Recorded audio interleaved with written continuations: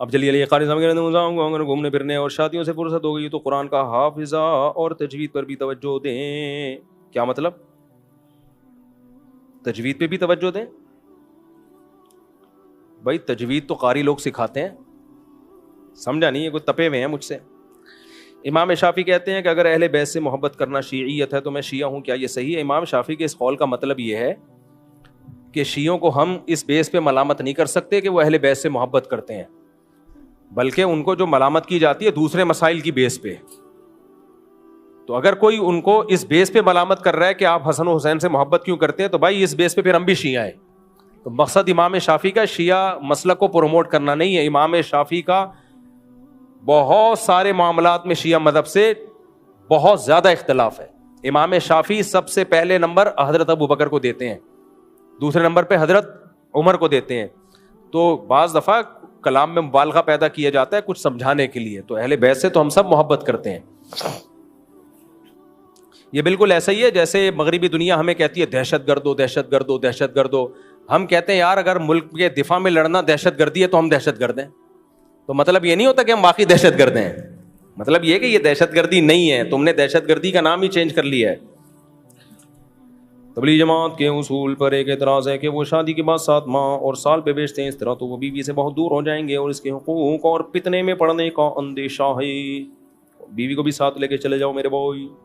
میں نے تو نہیں دیکھا کہ شادی کرتے ہی وہ حکم دیتے ہیں. وہ یہ تو کہہ دیتے ہیں کہ شادی کو ڈیلے کر دو, پہلے وقت لگا لو. میرا کزن ہے, اس کی بیوی کہہ رہی ہے کہ مجھے الگ گھر لے کر دو, لیکن ابو کہتے ہیں کہ اسے طلاق دو.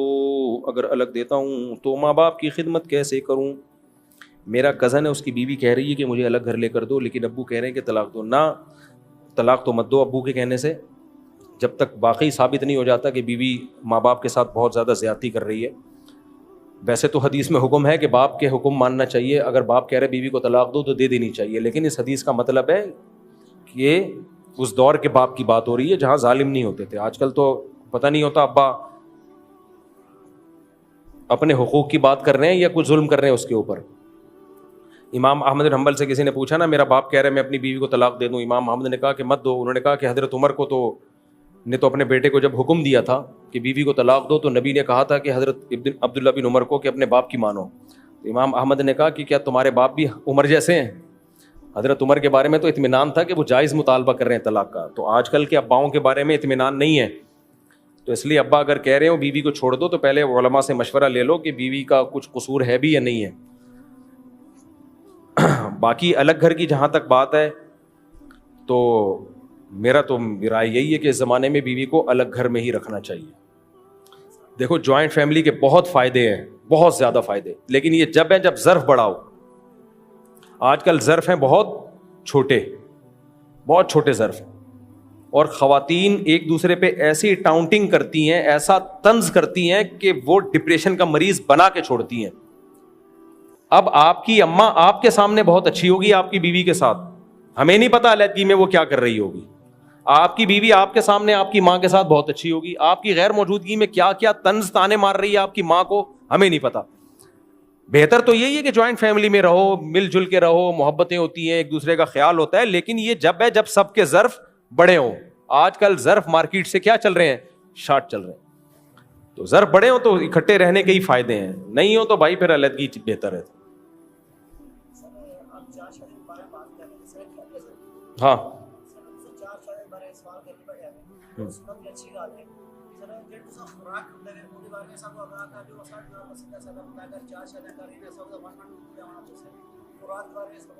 خوراک کے بارے میں یعنی کہہ رہے ہیں 4 شادیاں ہیں تو خوراکیں, اور بھائی اتنی خوراکیں ہیں کہ 4 شادیاں, آدمی کو اللہ نے بہت قوت دی ہے, وہ 4 شادیاں افورڈ کر سکتا ہے. جب آپ کی ایک بیوی ہو تو اس پہ رہ کے نہیں قیاس کر سکتے کہ آپ میں کتنی طاقت ہے. جب دوسری زندگی میں آئے گی تو وہ خود بخود آپ کی پاور ڈبل ہو جائے گی, تیسری زندگی میں آئے گی تو پھر خود بخود پاور بڑھ جائے گی آپ کی. یہ نیچرل ہے, یہ خود بخود ہوتا ہے. تو اب اس کی زیادہ ڈیٹیل میں نہیں جاتا, یہ تو میڈیکل سائنس سے ثابت شدہ ہے. اس کو بہت زیادہ اس کے لیے کوئی الگ سے خوراک, اور خوراک بڑھتی بھی جب ہی ہے, خود بخود بڑھ جائے گی خوراک آپ کی. کیا استغنا بے نیازی کا مطلب یہ ہے کہ بڑوں سے دعوت اور ہدیہ بھی نہ قبول کیا جائے؟ بالکل غلط ہے. جب بڑے آپ کی دعوت کریں یا ہدیہ دیں تو اس کو قبول کرنا یہ ضروری ہے. قبول نہ کرنا یہ تکبر ہے, یہ استغنا نہیں ہے. کیا ایک مجلس میں 3 بار طلاق طلاق طلاق کا لفظ بولنے سے طلاق مکمل ہو جاتی ہے؟ جبکہ میں مسلک اہل حدیث سے ہوں.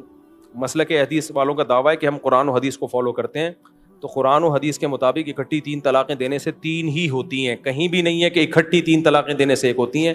یہ مسئلہ قاضی خلیل الرحمان صاحب نے ٹی وی پہ بہت اچھالا ہوا ہے اور لوگوں کو بہت گمراہ کیا ہوا ہے انہوں نے.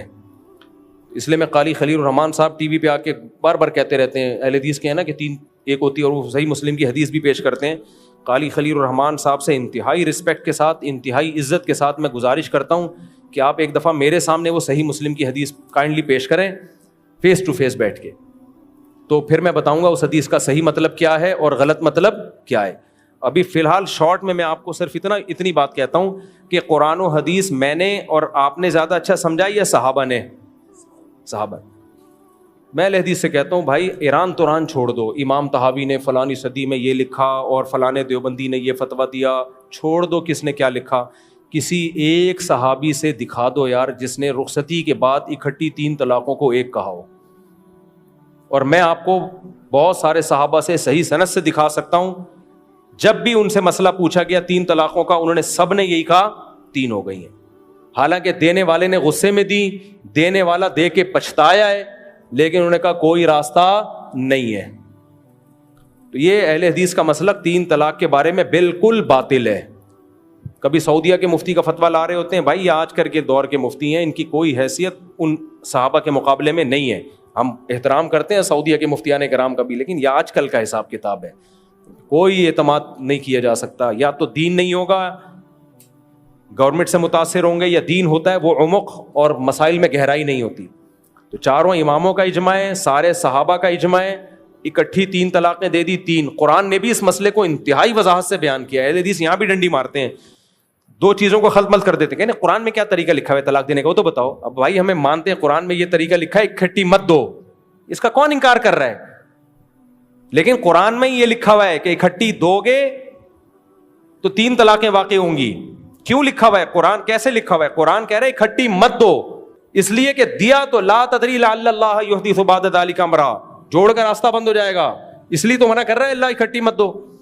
ہمارے نبی کے سامنے ایک شخص آیا, اکٹھی 3 طلاقیں دی, آپ کو اطلاع ملی, آپ غضبناک ہو کے کھڑے ہو گئے. ایلعب بکتاب اللہ وانا بین اظہرکم, آپ کو اتنا غصہ کیوں آیا؟ صحابی نے کہا یا رسول اللہ حکم دے میں اس کی گردن اڑا دوں جس نے اکٹھی 3 طلاقیں دی ہیں. یہ غصہ کیوں آ رہا ہے؟ اس لیے کہ ہو گئی ہیں, گھر اجڑ گیا غصے میں. نہیں ہوئی ہوتی تو آپ اتنا غصہ تھوڑی کرتے, کہتے کوئی بات نہیں تو 100 بھی دے دے تو 1 ہوگی.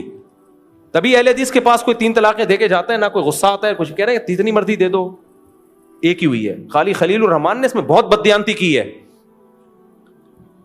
ایک جگہ کہہ رہے ہیں کہ جب حنفی کوئی 3 طلاقیں دے کے آتا ہے تو میں کہتا ہوں یا مسلک بچا لے یا بیوی بچا لے, یا مسلک بچا لے یا بیوی بچا لے. کیوں لوگوں کو گمراہ کر رہے ہو یار, کیوں گمراہ کر رہے ہو لوگوں کو؟ پھر ایک وکیل کا کل میں نے کلپ سنا, وہ وکیل کہہ رہا ہے کہ پاکستان میں اگر کوئی 3 طلاقیں اکٹھی دے دیتا ہے تو اگر وہ حنفی مسلک سے ہے تو 3 ہو گئی ہیں, اور اگر امام شافعی اور کوئی اور ہے تو 1 ہوئی ہے. وکیل بھی گمراہ کر رہے ہیں تمہیں. 3 طلاقیں کوئی اکٹھی دے دیتا ہے, حنفی ہو, شافعی ہو, مالکی ہو, حنبلی ہو, سب کے نزدیک اکٹھی 3 دینے سے 3 ہو جاتی ہیں. تمام, یہ کوئی حنفی مسلک نہیں ہے, سارے صحابہ کا یہی مسلک ہے. کوئی اختلافی مسئلہ بعد میں بنا لیا اختلافی مسئلہ اس کو, اس لیے اہل حدیث اس میں ٹو دا پوائنٹ بات نہیں کرتے, گھماتے ہیں بہت باتوں کو, کبھی ادھر لے جائیں گے کبھی ادھر پینترے بدلیں گے. اسی لیے بعض اہل حدیث علماء جنہوں نے حق کا ساتھ دیا انہوں نے اعتراف کیا ہے کہ اس مسئلے میں ہم کمزور ہیں اور اس مسئلے میں احناف صحیح کہتے ہیں. اہل حدیث کے فتاویٰ میرے پاس موجود ہیں, کبھی موقع ملا تو میں لاؤں گا, جنہوں نے کہا ہے کہ یہ مسئلہ محدثین کا نہیں ہے, یہ بعد میں کسی نے نکالا ہے, وہ بھی اس کے قائل ہے کہ اکٹھی 3 ہی ہوتی ہیں. تو اہل حدیث میں بھی اس مسئلے میں اتفاق نہیں ہے. تو اس لیے اکٹھی 3 طلاقیں چاہے اہل حدیث نے دی ہوں یا حنفی نے دی ہوں 3 ہی ہوتی ہیں. اور آج کل کے کچھ اسکالر ہمارے دیوبندیوں میں بھی ایسے ہیں جو فتویٰ دے رہے ہیں کہ 1 ہو گئی ہیں, ان کے فتوے کی کوئی حیثیت نہیں ہے, کیونکہ یہ مسئلہ صحابہ میں اجماعی مسئلہ ہے. کسی ایک صحابی سے بھی اکٹھی 3 طلاق کا 1 کہنا ثابت نہیں ہے. اچھا اہل حدیث اس میں بھی گڑبڑ کرتے ہیں, کہتے ہیں دیکھو فلاں حنفی نے لکھا ہے کہ بعض صحابہ 3 کو 1 کہتے تھے. ان سے کہیں دیکھو حنفی نے لکھا ہے تو حوالہ تو پیش کرو نا, کوئی سند پیش کرو. جیسے بعض حنفی علماء نے لکھا کہ ابن عباس اکٹھی 3 کو 1 کہتے تھے, لکھا ہے میں مانتا ہوں, کہاں ہے کتاب؟ ہمارے پاس جو ابن عباس کی صحیح